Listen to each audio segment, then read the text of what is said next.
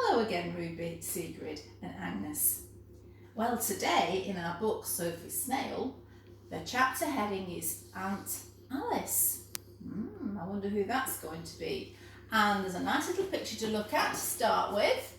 There we have Mark and Matthew, the twins, Sophie, and Sophie's dad is reading a letter. The children's father looked up from the letter he was reading. "It's from Aunt Alice," he said in rather a surprised voice. "She's coming to see us."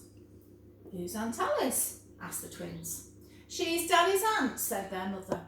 "Or rather, she's Grandpa's aunt, so she's Daddy's great-aunt."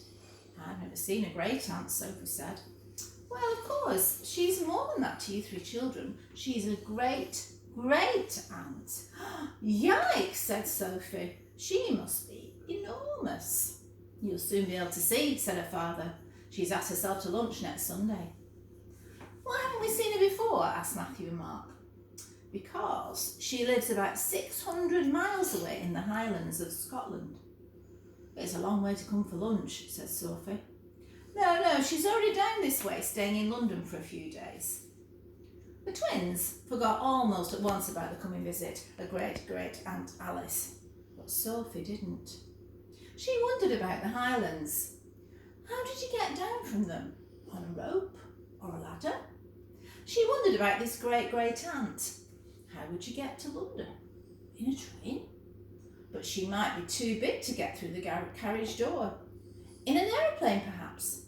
Yes, that would be best. In one of those huge ones with fat tummies that you could put tanks and lorries and things inside. The plane would fly off the top of the Highlands, and then when it got to London, they could open the big doors at the back and this enormous aunt would walk out. But when Sunday came and the front door opened, it was a very small person who walked in. The top of her head, Sophie could see, didn't even come up to Daddy's shoulder. "Now then, Aunt Al," Sophie's father said. "These are the twins, Matthew and Mark."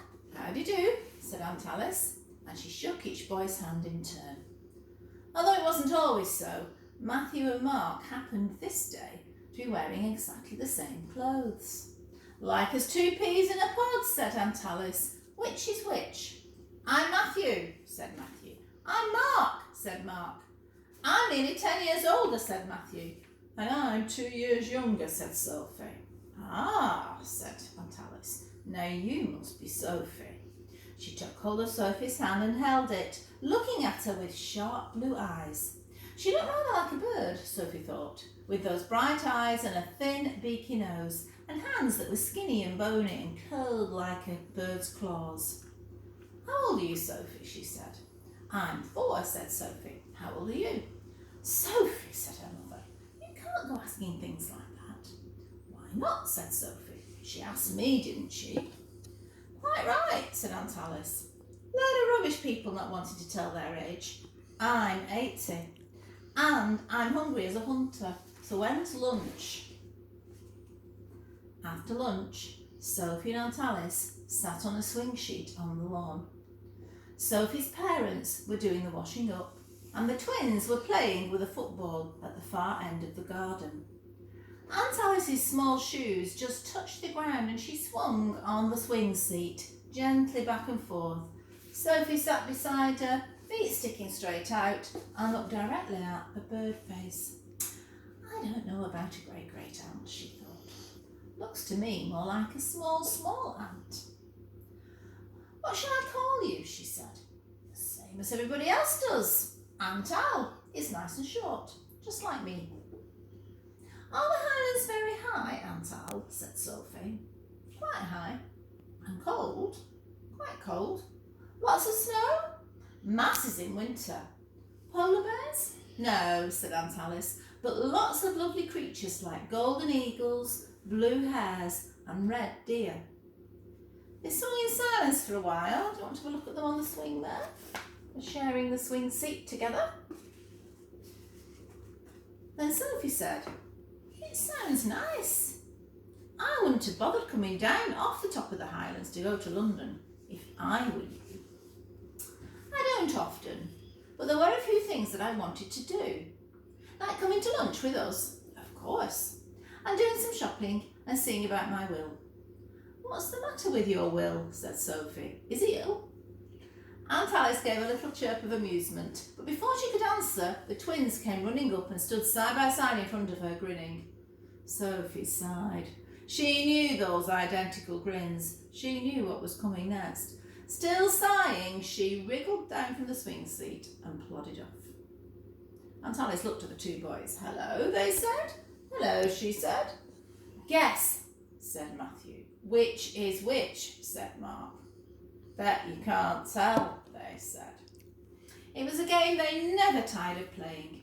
If the visitor guessed wrong anyway, well and good. But if the guess was right, if the visitor pointed at Matthew and said, "You're Matthew," he would reply, "Mark." And if Mark was correctly chosen, he would answer, "Matthew." So they always won. Sophie did not approve of this. "You tell lies," she said severely. "No, we don't," they said. "We just say each other's names. That's not telling lies."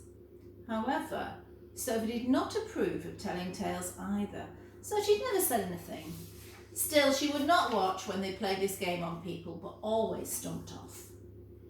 Aunt Alice looked at the grinning twins. "Bet I can," she said. She opened her bag and took out her purse. From it, she took out £2 coins. "Tell you what," she said. "If I'm wrong, you each get one of these." "All right," they cried eagerly. Aunt Alice stared long and carefully at each boy in turn, nodding her neat head up and down as if she was a thrush choosing between two worms on the grass.